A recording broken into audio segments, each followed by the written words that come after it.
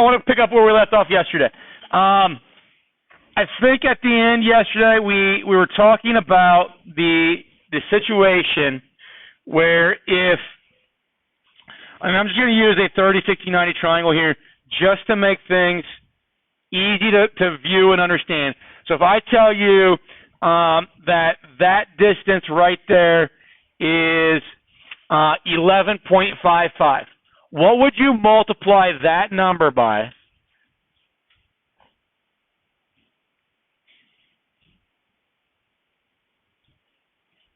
What would you multiply that 11.55 by to get this distance right here? Say it again. 1/2. You would multiply that by 0.5, right? Okay. Now, that side in the triangle, let's see here. If I look at the 30-degree angle, would you guys agree that BC is the opposite side? And would you guys agree 11.55 is the hypotenuse? Okay. So you're saying so let's just call this X. Okay. To get X, you would take 11.55 and you would multiply it by 0.5 or 1/2, and that would give you X, correct? That's the argument, right? And I would agree with that, all right? Now, help me out with this. If this angle was 56, would you know what value that would, it's not 0.5, but what value would be like that you would get X? Do we know that off the top of our head? You probably don't, right? Okay, we probably only know it if it was 60 or 30, okay? If it was 74, if it was down here like 13, we don't know those values, okay? But if it was 30, we know it would be 1/2. Okay. Another way of doing it, so this 1/2 is because we know that the opposite side divided by the hypotenuse in a 30, 60, 90 triangle is always going to be in a 1-to-2 relationship. That's where the 1/2 comes from. Does that make sense? Okay. Because this is always 2 in and this is always in. And if I divide those, I get 1/2. Okay. What trig ratio did we talk about the other day is opposite over hypotenuse? Sine, okay? Now it's abbreviated SIN, okay, but we're still going to call it sine. So sine, now it would be, in the way we do it, is it's always the angle that allowed us to define this as opposite and that as hypotenuse. So the angle that we'd be looking at would be 30 here. If I type in my calculator sine of 30, it should spit back 1/2 to me. Okay?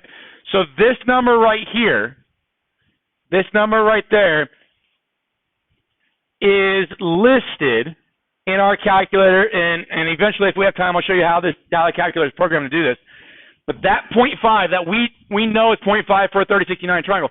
But as the triangles change, as that angle changes, this number is going to change. Our calculator is programmed to know that when I type in sine of 30, that is equal to 1/2. Does that make sense? So if we take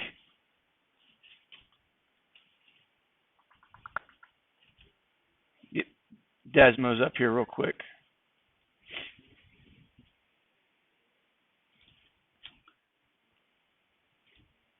If I take sine of 30, it knows that equates to the exact same thing as 0.5, right?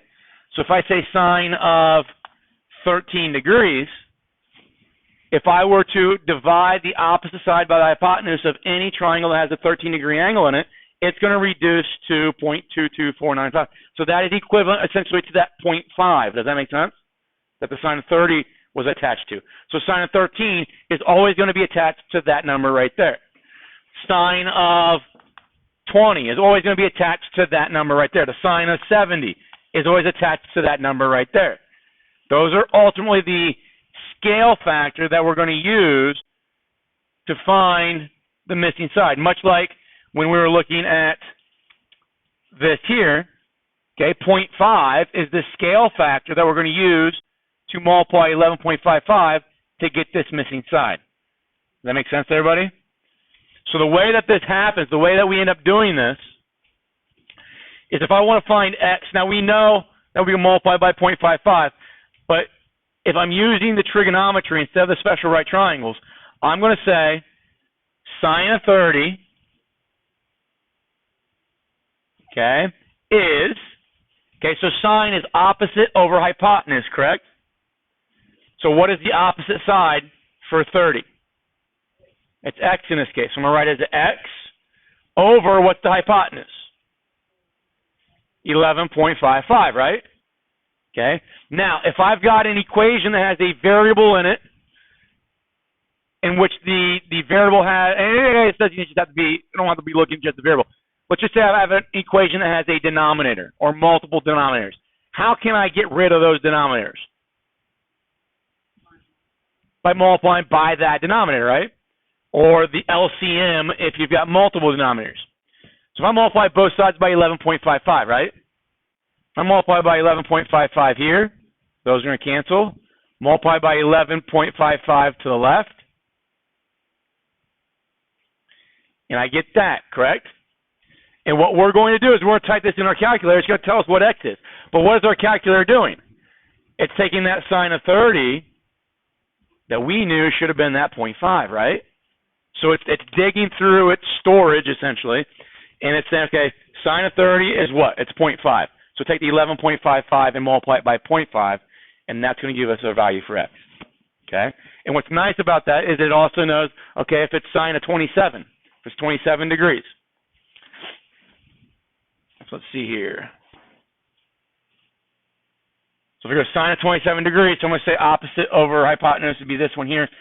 It's going to know that whenever I type in as a user that I want to use sine of 27, so maybe I have 11.55, or sorry, in this case it would be 11.22 sine of 27. When I see sine of 27, it's actually going to replace sine of 27 with that number there and multiply 11.22 by that. Does that make sense? And that will end up developing that side there. Does it make sense on what these values are the calculator is generating? They are, as I move this angle back and forth, all of these quotients over here are scale factors of any right triangle of the opposite side and the hypotenuse for whatever these angles are. Okay? So if you ever have a 44-degree angle in a right triangle, the opposite side divided by the hypotenuse, whatever the lengths are. Doesn't matter what the lengths are. You can see here, I can change those lengths. Is it still 0.69465? Always, right? Okay. Your computer or your calculator is programmed to know when it sees this as an input, convert it to, in our case, sine of 30, convert it to 0.5. Or if it sees sine of 44, convert it to 0.694. Does that make sense? Okay. Now, the program of the calculator, because if you think about it, that means there could be an infinite number of angles that I could put in. Does that make sense? So what I want you guys to understand is that there's not a table in your calculator somewhere that, I'm trying to get you a visual of this. So I think it's important, if I understand how my calculator works, it might make sense on the process as well. Like, there's not a table that says, here is the theta, and then here is the ratio that I want to put in. So if I say like 0 degrees or 1 degree or 2 degrees or 3 degrees, 30 degrees, maybe we get 60 degrees, there's not a table that my calculator says, and I apologize, it's kind of hard to see. There's not a table that says, you know, if the user types in 30, reference this 0.5. Or if it types in 60, reference, like, I think it's 0.866, okay, for the sine function, okay? What is happening is that your calculator is actually programmed with a function. You guys know what a function is from Algebra 1? it's an equation that passes a vertical line test. So basically, it's an equation that says like 2x plus 3 is a function. It passed the vertical line test. So now I don't have to say, okay, well, if the person chooses x to be 0, then spit back 3. If they choose 1, spit back 5. If they choose 2, spit back 7. Okay, what the calculator does, it says you as the user get to choose what that is. So you as the user say, I want 4.35. And then your calculator is going to take that number, it's going to do the order of operations with it, and it's going to spit back the number. Does that make sense? Okay, it's not picking information out of a table. The reason it's not picking it out of a table for the sine function is because if I go 0 degrees, 1 degree, 2 degrees, well, isn't there something like 1.5 degrees? Does that make sense? Isn't there something like 1.55 degrees? 1.5555 degrees? 1.555743 degrees? So there's an infinite number of degrees that I could choose, so that table would be infinitely long. And if the table is infinitely long, it can't be made. Does that make sense? So it has to be made using a function. I'll show you, I'll build something out of GeoGebra in the next day or so to show you what most likely your calculator is using to get these sine values when we use them. Okay. So everything I've done, everything I've shown you so far, I've just continually used sine. Okay. That is interchangeable with cosine. It's interchangeable with tangent. So we've got these 3 ratios, but it doesn't matter which one you use. They all work the same way. The calculator is programmed with all of them. You just have to decide which one to use based off the information that's provided in your problem. Okay. I'd like to run through some examples first with you. Basically, what they're going to ask you to do initially is just to get practice at remembering what the ratios are. Okay, what parts are being compared.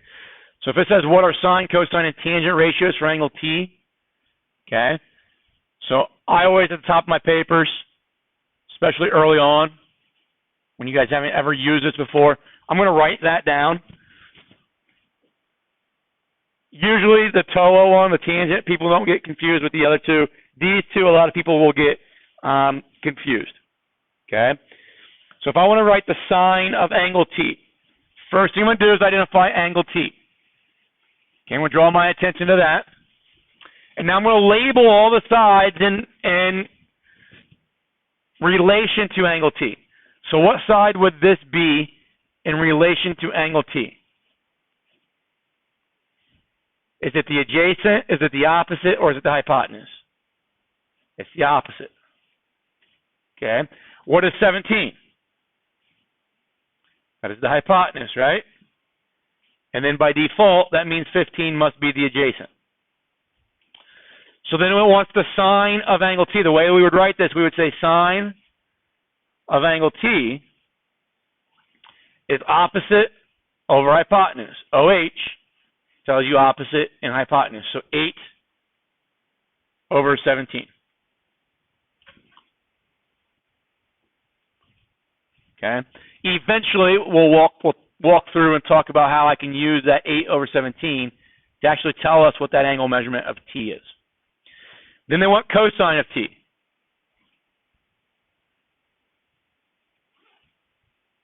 Cosine of T is the adjacent side divided by the hypotenuse. So the adjacent side is 15, and the hypotenuse is 17. And then the tangent of T is opposite divided by adjacent. So OA, so opposite divided by adjacent, so 8 over 17. Is that okay with everybody? Okay. I want to do another one. I want to get my shield. Let's look at G, angle G. Okay.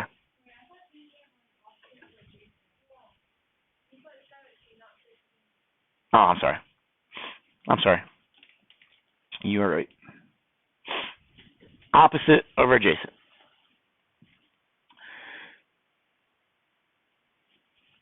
If I'm looking at G, which would be this red angle, right? What side is 15 now? That would be opposite, so we'll do everything in red here. 8 would be adjacent, and 17 is still the hypotenuse. So if I ask you the sine of G, what would you say the sine of G is? No, so I'm going to look at G. It's opposite over hypotenuse, right? It's 15 over 17. And because that's not 1/2, that's not a 1 to 2 relationship, right? That tells me that G is not 30 degrees. Okay, and we'll talk about that later on. What about cosine of G?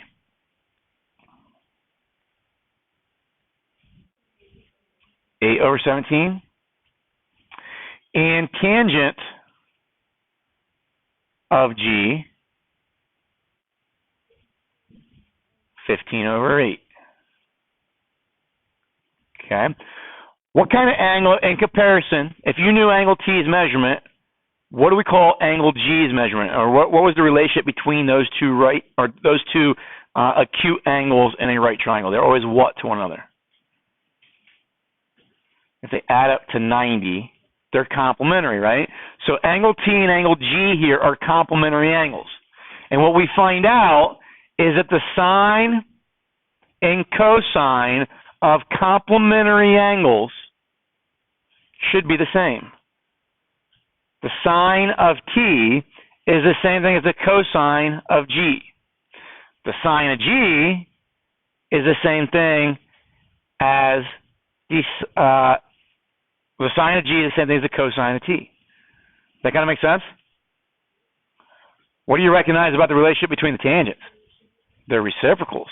Okay. Here's another relation, and this is all stuff that I like to show. I'm not going to make you responsible for some of this, but I like to show because it gives a little bit of a snapshot for those of you that might be interested in taking trigonometry in a couple years. What we do in trigonometry is we lay these three things out and say, okay, what are all we spend then 18 weeks talking about all the different relationships that exist between these three things. Okay, that's what a trig course does. If I look at these values right here and I compare them to that, okay, I'm going to do this. I'm going to take 8 over 17 and divide it by 15 over 17. So what did I just do? I took the sine of T and essentially divided by the cosine of T, correct? Does that make sense? Okay. Does anybody remember how to I just said it. Anybody know how to divide a fraction by a fraction? You multiply by the reciprocal of that one, right? If I multiply by the reciprocal of that one, the 17s cancel out, right? And what's that give you? 8 over 15. 8 over 15 is that number there, isn't it? Which is that number, right? Or that statement. So what we find out is that the tangent, and this is what we are interested in a trig class, is that the tangent of an angle is exactly the same as the quotient of sine divided by cosine of that angle. Okay, so let's do this real quick, and we'll just grab a calculator and see if that is confirmed with a calculator. If we take, I'll just say sine of, do it this way, sine of 30 divided by cosine of 30. Gives me that number right there. Well, the relationship we just came up with says that the tangent of 30 better be the same number. Does that make sense? Okay, and we can change that. I'll make it A, and now I'll say A. Give me a number for A between 0 and 90.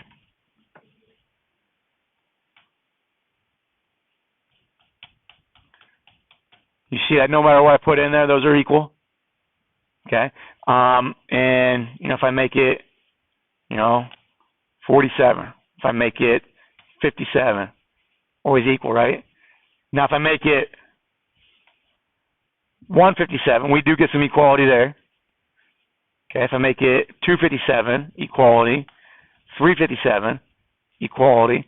Now we haven't talked too much about angles that are bigger than 90 degrees.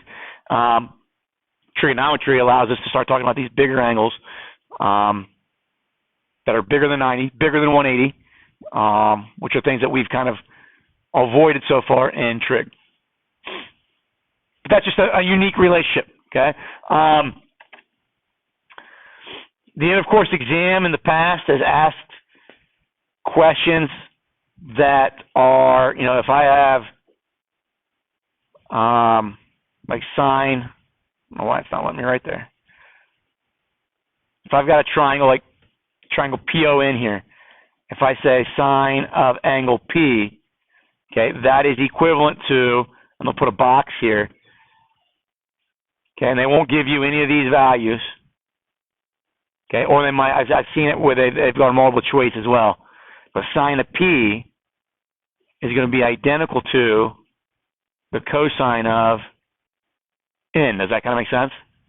So they want you, because P and N are the acute complementary angles in this right triangle, so they want you to know that relationship, and they'll try to demonstrate that somehow with the question that they phrase. I'll dig a little bit in some of my practice tests and see if I can find the question that they've asked multiple times. Is it okay with everybody? How to do that? Why don't you guys take a moment real quick, and on this yellow box here, figure out what the sine, cosine, and tangent of angle P are, and then do the sine, cosine, and tangent for angle N. Okay, so find those three ratios for each of those acute angles.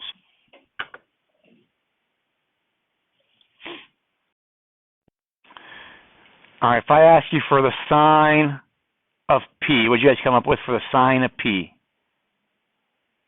15 over 17. What about the cosine of P? 8 over 17. And now the tangent, here's the nice thing, if you can use that relationship that I said earlier, the tangent, did you get 15 over 8? Yeah. So those are little shortcuts that we use in trig to allow us to do that. Now, here's the other shortcut. Now you can use the picture directly if you want to, which is absolutely nothing wrong with it. But I know that N and P were complementary angles, right? So the sine of P ends up being the cosine of N. Did you guys get 15 over 17 for the cosine of N? And then the cosine of P becomes the sine of N, so 8 over 17. And if I divide those, I get 8 over 15 for the tangent, which you also see, I think Jagger told us that the tangent of P and the tangent of N were also reciprocals, right? Okay. Is that all right with everybody? We can do that? There are three trig ratios that we have not talked about. I want to introduce those briefly here, okay? And it is, or they are, what we refer to as reciprocals of these trig ratios. Okay, so these are the three main ones: sine, cosine, and tangent. And we probably use those 90% of the time. Okay, the reciprocal functions are called secant, cosecant, and cotangent. Okay. Now I think it's probably going to be easy for you to see that the cotangent is probably the reciprocal of what?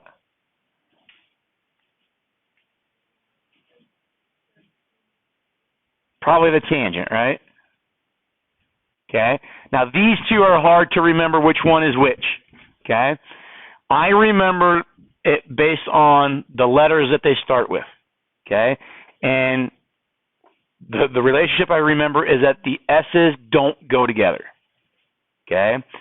So I'm the two that I'm left with, the two original ones that I'm left with are sine and cosine, right?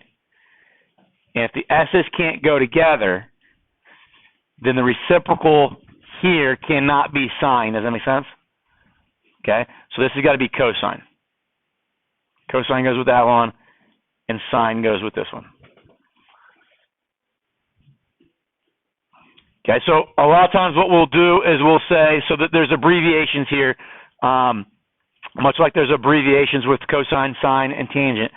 Secant is written that way, SEC. So I'll say a secant of, I'm going to say angle A. Okay, it is the reciprocal of cosine. So the way that a reciprocal is defined, if M is my value that I'm interested in, okay, then its reciprocal is 1 over M. Does that make sense? So if I give you 5, 5 is M. What's the reciprocal of 5? 1 over 5, right? Okay, 1 over the M that we chose. If my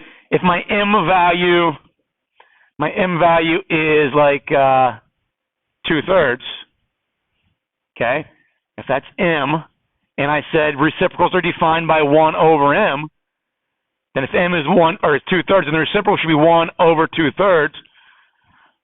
What do we say how we divide a fraction by a fraction? We say we multiply by the reciprocal of that one, right? It gives me 3/2. Is 3/2 the reciprocal of 2/3? That makes sense? Okay. So secant a lot of times is defined as 1 over cosine of A. Okay. Cosecant is abbreviated CSC, and it is 1 over sine A. And then cotangent is COT, and it's 1 divided by tangent of A.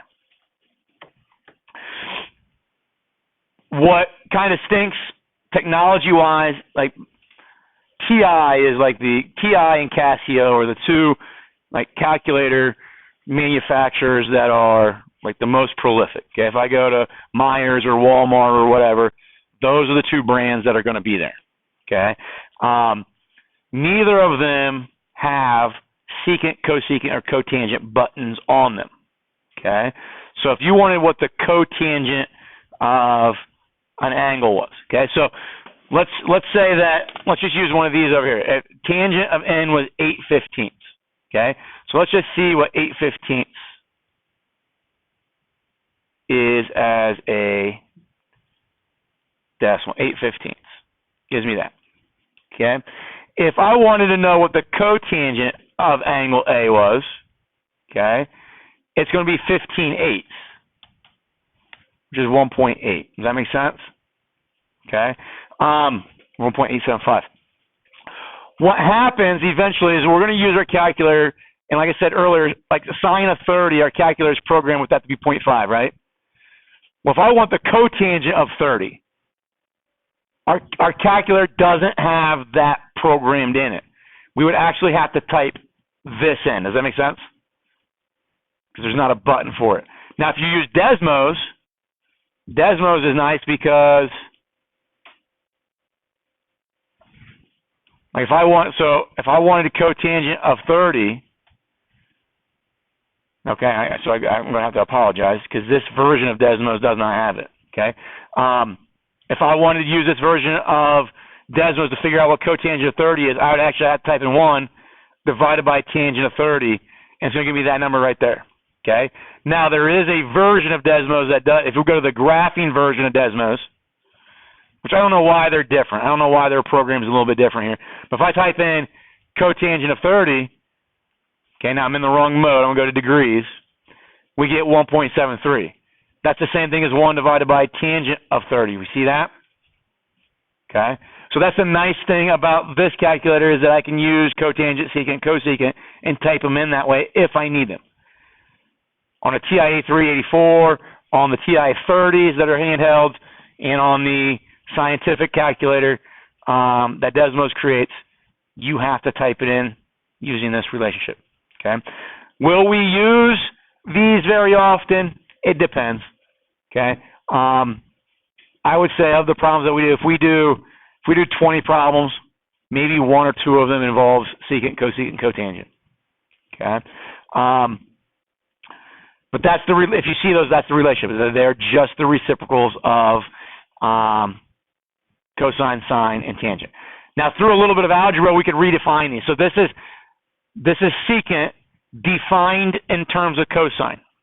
If I multiplied both sides by cosine here, I'd get cosine A, secant A equals 1. Is that okay? Does that make sense? I multiply both sides of this equation by cosine. Can I then solve for cosine and say that cosine of A is equal to 1 divided by secant of A? Does that make sense to everybody? Okay. And that just makes us make the connection, or be able to realize the connection, that the secant is the reciprocal of cosine, but cosine is also the reciprocal of secant. And that should make sense. 2/3 is the reciprocal of 3/2, but 3/2 is the reciprocal of 2/3, right? It's a two-way street. So then, if I wanted to say sine of A, well, that is the reciprocal of cosecant. And if I wanted the tangent of A, that is the reciprocal of cotangent. You can write them either way. Okay. Now these words, so we got 6 words here: sine, cosine, tangent, secant, cosecant, cotangent. A lot of them have a co on them, right? Cosine and sine, secant and cosecant, tangent and cotangent, right? There's some relationships there. We've already talked about why that co is there. I haven't verbalized it and explained exactly why they use co. But didn't we say that if I take the sine of 30, that is the same thing as the cosine of 60? Right? What were those two angles? If I add those together, what do I get? Complementary angles, right? What are the first 2 letters of complementary? CO, right?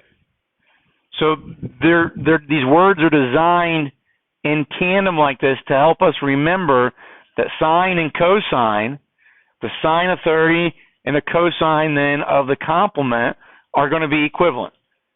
Okay? They're called cofunctions is what we call them. But here's my question then. Does secant and cosecant have a relationship like that? If I say secant of 30 degrees, that should equal the cosecant of what? 60 degrees, right? Does that make sense? Okay. And we can confirm that using Desmos. Secant of 30, cosecant of 60. Okay. Change my mode. Both 1.154. Okay. So whenever you see that relationship between, they're called, like I said, cofunctions, we can make that link. Not every pairing, so sine and cosine, they pair as cofunctions, but sine and cosine are not reciprocals. Does that make sense? Secant and cosecant pair as cofunctions, but secant is not the reciprocal of cosecant. Does that make sense? Tangent and cotangent, they are cofunctions, but they are also reciprocals. Does that make sense? That is the one. That's kind of tangent, cotangent. They're kind of the odd group, and the fact that they just are by themselves in regards to a lot of the relationships. But this is all, like I said, I think we need to know that stuff. There are some questions that'll say, okay, here's the sine, or determine what the sine, cosine, and tangent are, and then it'll ask you what is the secant, cosecant, and cotangent from that information. So if I ask you what the sine of P was, okay, from that right now, you should automatically know that the cosecant of P, the cosecant should be the reciprocal of this. So it's 17 over 15. If I tell you the cosine of P, the reciprocal, which is secant, would be 17/8. Does that make sense, everybody? Just find the reciprocal of these. So then the cotangent of P would be 8/15. And what is nice is that there are 6 relationships here, six ratios, but it all boils down really to those 2. Because tangent is their division, is their quotient, and then secant, cosecant, cotangent are the reciprocals. So if I know those 2, I should know all 6. Does that make sense, everybody? And I think that's a great position in mathematics to look at and analyze and think about how maybe we should structure our minds and how we remember things in all of mathematics. Would you rather remember 6 things, or would you rather remember 2 things? You'd rather remember 2 things, okay? Now, when I say I remember 2 things, I still have to have some relationships that I understand, but I'd rather understand 2 things, or memorize 2 things, know what reciprocals are, and know what a quotient is. So total of knowing essentially 4 things: sine and cosine, what a reciprocal is, what a quotient is, instead of the contrast of memorizing 6 things, right? Does that make sense? So if we can learn relationships, it cuts back on a lot of the memorization that we have to commit to memory, okay? Which we want to do because memory is going to eventually fail you. So the less opportunity I give my brain a chance to fail me, the better off I'm going to be. All right, so let's get into doing an example of what we're learning all this for, okay? This explanation in this paragraph form here, it was all written out 10, 12 years ago before I taught myself GeoGebra. I think the GeoGebra allows us to see things a little bit better. So I'm not going to read this to you, okay? The only thing that I need you to make sure you understand is that symbol right there is a what type of symbol? It's a degree symbol. So when you see that, it tells you you have to take your calculator and make sure it's in that mode. If it's not, you're going to have problems. And I'll show you what I mean by not being in the correct mode and how the answers turn out if we mess the mode up, okay? So I want to know what W is here, okay? This is no longer a 30, 60, 90 triangle or 45, 45, 90 triangle. So I cannot use a template, okay? So what we do is we identify the parts that we have off of the angle that we're interested in, okay? Now we could do this with the 54. You know this angle. That angle would be, what, 36? You could use the 36, but it's more work to find 36, okay? So just use, for now, use the angle that they're giving you, okay? If I want to find W, then W has to be in my equation. Does that make sense? So I'm going to identify what that side is in comparison to 54. It's opposite. The other side that I'm going to use here is the hypotenuse, okay? They don't give me the adjacent side, so I'm not going to use that. If they gave it to me, I'd have options on how to find W. So if I have the opposite side in the hypotenuse, those are the things they give me. Those are the things I'm going to use in my equation. What trig ratio incorporates the opposite side in the hypotenuse? Sine. So what we're going to say is that the sine of 54 is equal to opposite, which is our W, divided by the hypotenuse of 17. How do I get this W by itself?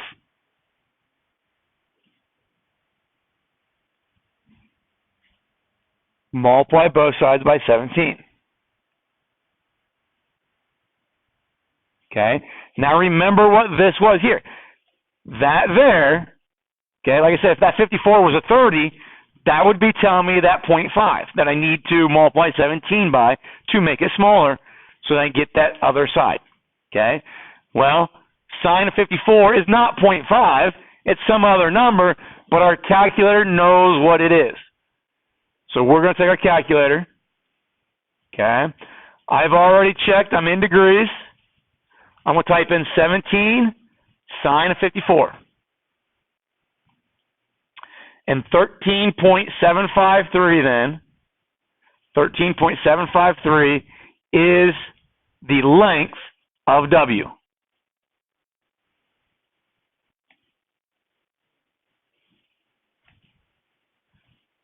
So W, 17.353. I messed that all up. All right, let me rewrite it.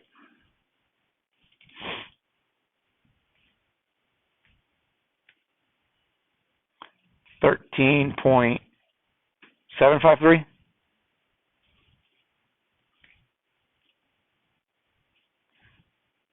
That is the length of W. Okay. Now, is that exactly the length of W? Or did I cut off a bunch of decimals? Okay. So this is an approximation. This is a rounded value. Okay. Was anything right there rounded? No. So if you remember, back to working with special right triangles and the radical stuff, if we left it with radicals, there were no rounded values. Okay. So we had an exact value. If we typed our radicals in the calculator, let it kick out a decimal, then we had an approximated distance. Same idea here. Okay. 17 was not rounded. 54 is not rounded. If I wanted the exact value for W, it's 17 sine of 54.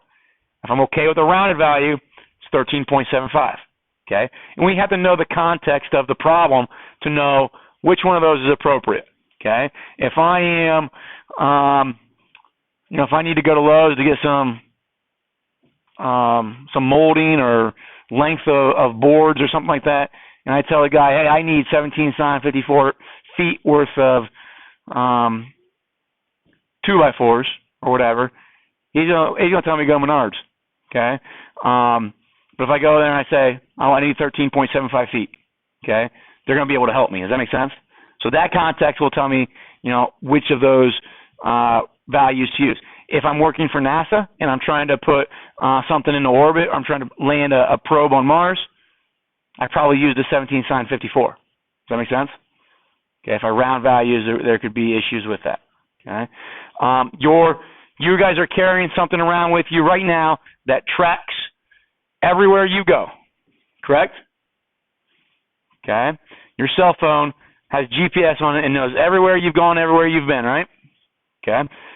It is consistently, constantly, every time that it is communicating with satellites, it is using sine, cosine, and tangent to find your position on the Earth. Okay. So we are being exposed to all of this math, whether we know it or not. Does that make sense? Okay. Is your computer connected to the Wi-Fi to play that game, Jagger? Do you know how your computer connects to the Wi-Fi? Nope. Now Elon Musk is just Starlink. He's creating like low orbit satellites to create Wi-Fi for people, but then that communication would use the same logic or the same technology, but your computer right now has a network card in it, right?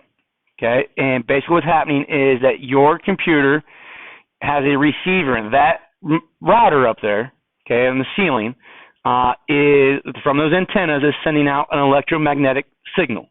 Okay, if you guys ever walked into a room, the TV's on, but it's a black screen, but you can feel that the TV's on. Okay, you're feeling the electromagnetic waves that TV is creating. Okay, the router produces the same type of thing, electromagnetic waves, but they're at different frequencies, so maybe you don't feel them. Okay, the waves are encoded with a signal, so these waves travel in like an up and down, like a wave normally would travel. That kind of makes like the waves of an ocean would travel up and down. They're encoded with a signal, and your computer has a device on it that can interpret what that signal is. Does that make sense? It's tuned to that signal. And basically, if it's tuned to that signal, it can then read the data that is in that signal, okay, and basically establish a connection between the two so now they can freely talk to one another. Does that make sense? Same way with your radio in your car, okay? So you got two bands on the tuner in your car, FM and AM, right? Does anybody know what those letters stand for?